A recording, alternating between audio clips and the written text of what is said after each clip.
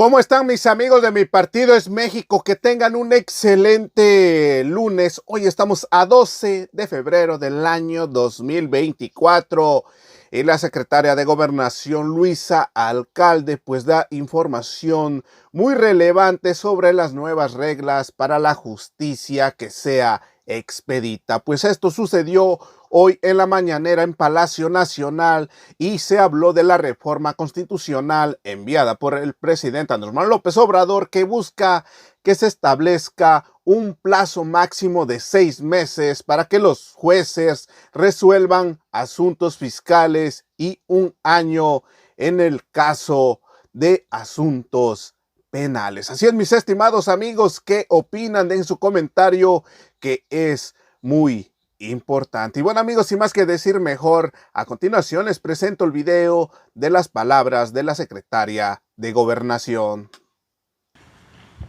Con su permiso, presidente, compañeras, compañeros de los medios de comunicación y de los que nos ven a través de las redes sociales, la idea el día de hoy es poder entrar un poquito más a fondo sobre la propuesta de reforma al Poder Judicial. Es una de las principales reformas que ha propuesto el presidente de México y que hoy se están discutiendo en la Cámara de Diputados.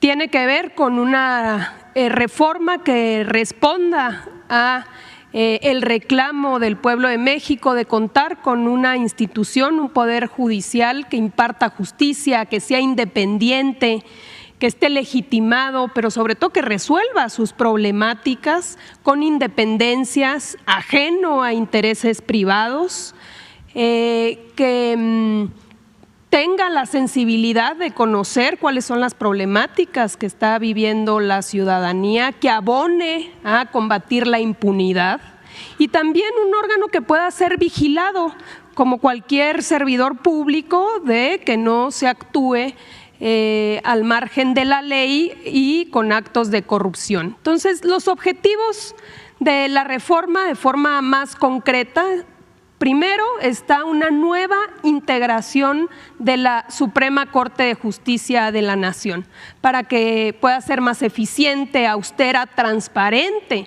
tratándose del máximo tribunal en nuestro país.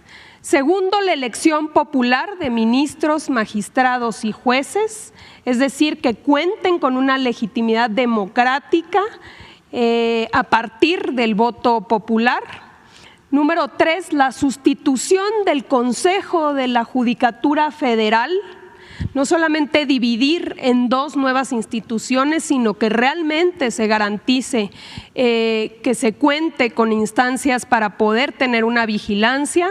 Y finalmente, nuevas reglas que tienen que ver, uno, con que realmente la justicia sea expedita, es decir, rápida, no lo que conocemos hoy como juicios interminables a través de amparos y resoluciones, y equilibrio de poderes. Otra de las problemáticas que hemos venido viendo es cómo el Poder Judicial se ha puesto por encima de los otros poderes, incluso llegando a desaparecer leyes aprobadas por el Congreso. Adelante. Primero, la nueva integración de la Suprema Corte de Justicia de la Nación. En la reforma se reduce el número de ministras y de ministros. Hoy hay 11, no es necesario contar con esa cantidad, por eso se reduce a 9 integrantes. También se reduce el periodo de su encargo de 15 a 12 años.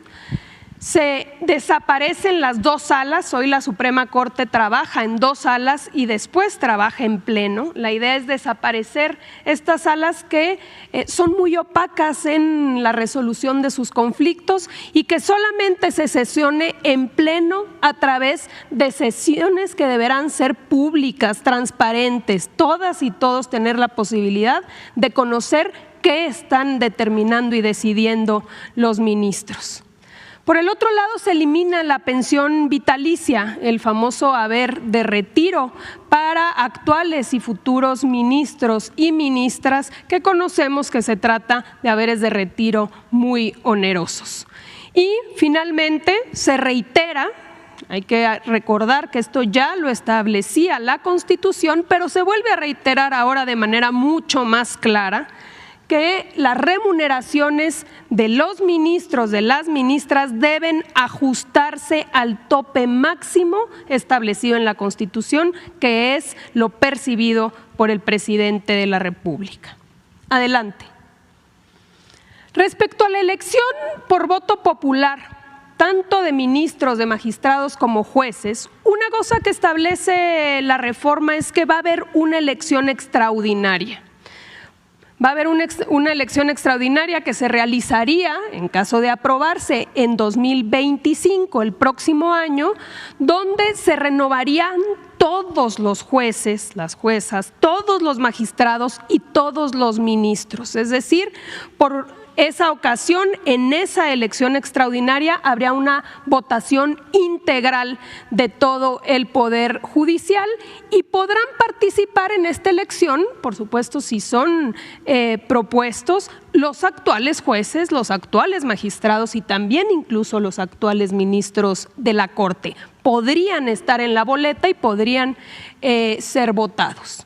¿Cómo se va a seleccionar el caso de los ministros de la Suprema Corte, también de los magistrados del Tribunal Electoral y de esta figura nueva que es el Tribunal de Disciplina, que habremos de tocar más adelante? Se van a elegir a nivel nacional en las elecciones, primero en esta extraordinaria y después en las ordinarias, a partir de estas propuestas. El Poder Ejecutivo va a proponer 10 candidatos, el Poder Legislativo va a proponer 10, 5 la Cámara de Diputados y 5 la Cámara de Senadores, y el Poder Judicial, a través de la Suprema Corte de Justicia, va a proponer 10 candidatos. Estos 30 se integrarán para cada una de estas carteras, de estos espacios, para poder elegir a los ministros y a los magistrados del Tribunal Electoral y del Tribunal de Disciplina. En el caso de los 1.633 magistrados de circuito y jueces de distrito, que esa es la cantidad que existe actualmente, se va a elegir en cada uno de los 32 circuitos judiciales. Es decir, cuando se trate de ministros, todas y todos los mexicanos vamos a votar por los ministros de la Corte. Tratándose de los magistrados y jueces, a uno le tocará votar por los jueces y magistrados que correspondan a su circuito judicial, es decir, prácticamente hacia entidad federativa. Adelante. El proceso electoral y los resultados de la elección. El Senado de la República es el encargado de verificar que las candidaturas cumplan con los requisitos de la ley. Mucho se ha hablado de quiénes podrán ser candidatos.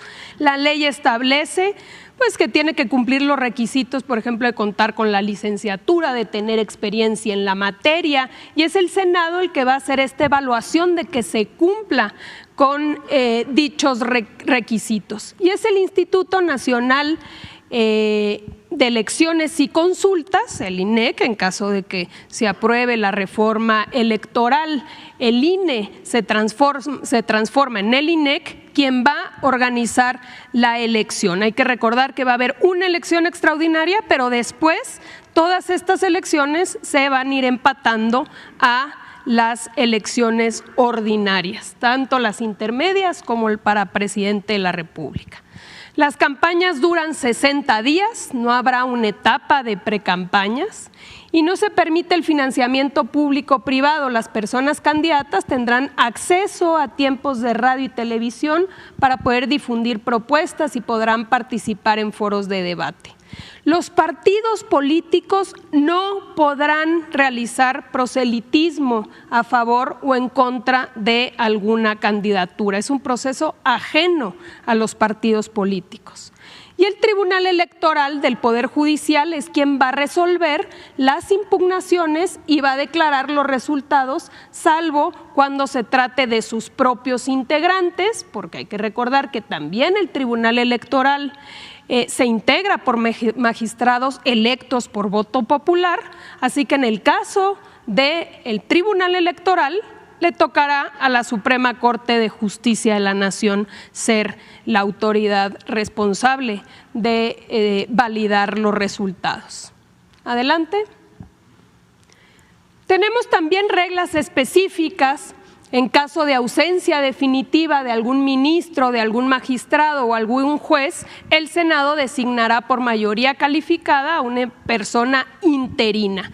Esta persona va a estar en tanto que se realice la nueva elección ordinaria. No se va a hacer una elección cada que falte un magistrado, un juez o un ministro, sino que habrá interinos y una vez que llegue la elección ordinaria, entonces ahí se votarán los ministros, magistrados o jueces que tengan ausencias definitivas. Para ministros de la Suprema Corte, magistrados del Tribunal de Disciplina, el Ejecutivo Federal es quien propone la terna, como sucede actualmente. Para magistrados de circuito y jueces, el órgano administrativo propone la terna y para magistrados electorales le toca a la Suprema Corte de Justicia proponer esta terna para los interinatos. Adelante. Y luego tenemos que es un elemento fundamental en la reforma. Parte del gran problema que tenemos en el Poder Judicial es la falta de vigilancia. Es que el actual Consejo de la Judicatura Federal no tiene la posibilidad, o sí la tiene, pero no la ejerce, de realmente vigilar una actuación correcta por parte de los juzgadores y por eso hemos visto tantas cosas en estos años. Se integra este Tribunal de Disciplina Judicial por 5 magistrados electos por voto popular, es decir, dándoles independencia al ejercer sus decisiones. Es una elección por 6 años, propuesta por los poderes de la Unión. Ya dijimos, por el Ejecutivo, por el Legislativo y por el Judicial.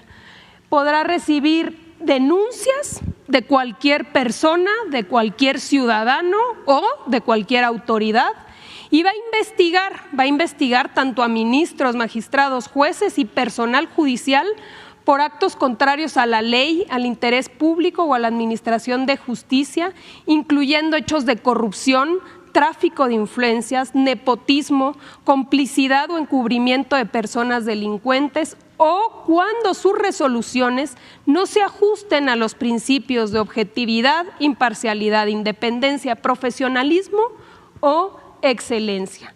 Las sanciones incluyen desde amonestaciones, pueden ser multas, pueden ser suspensiones, pueden ser incluso destituciones.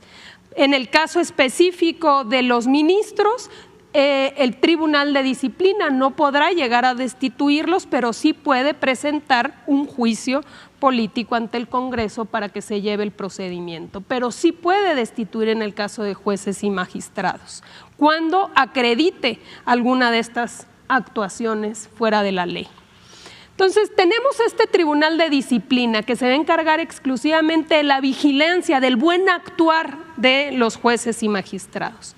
Y aparte, tenemos el órgano de administración. Hoy estas tareas se combinan en el Consejo de la Judicatura y aparte no tienen independencia porque el Consejo de la Judicatura se integra por 7 y la presidenta o el presidente de la Suprema Corte es la cabeza del Consejo de la Judicatura y eso pues genera pues varios conflictos de interés. Por ello va a tener autonomía. La Suprema Corte no va a participar en el Tribunal de Disciplina y tampoco va a participar en el órgano administrativo. El órgano de administración judicial se integra por 5 personas designadas por un periodo de 6 años por parte de los poderes de la Unión. El Poder Ejecutivo nombrará 1, el Senado nombrará 1 y la Suprema Corte nombrará a 3. responsables de funcionamientos administrativos, de la carrera judicial, del control interno, así como de elaborar los presupuestos del Poder Judicial. Adelante. Nuevas reglas también, no solamente es cómo se integra el Poder Judicial, sino nuevas reglas necesarias para el buen funcionamiento. Uno, justicia expedita. Una de las grandes problemáticas que tenemos es que pasan los años, se pasan los plazos y no pasa absolutamente nada. Entonces se establece un plazo máximo de 6 meses para que los jueces puedan resolver en el caso de asuntos fiscales y 1 año para el caso de asuntos penales.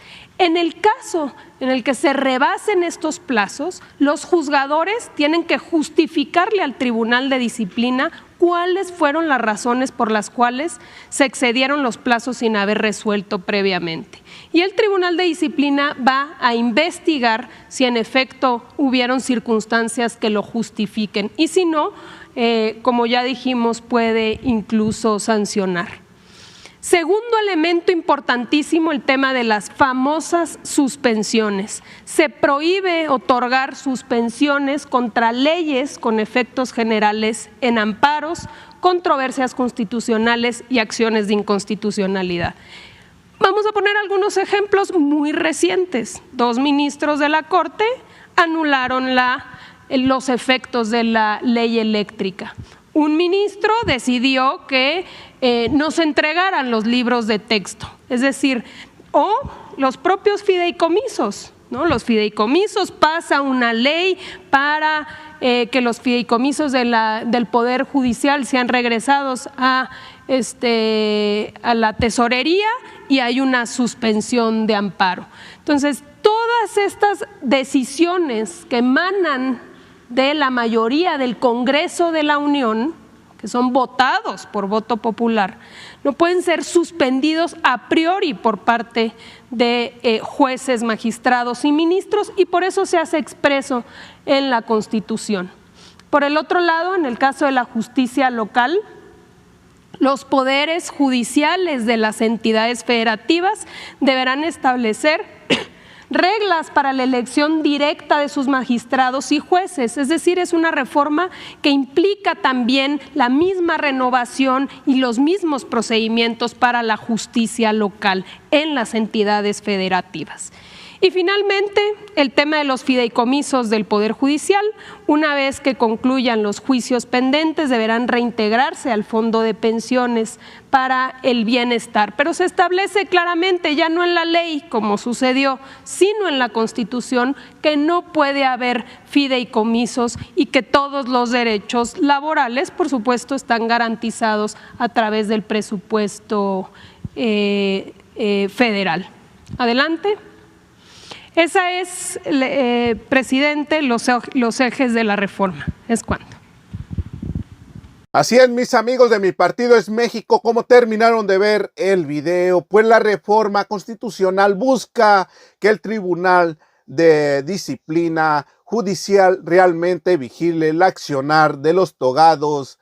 Así lo resaltó la secretaria de Gobernación, Luisa María Alcalde.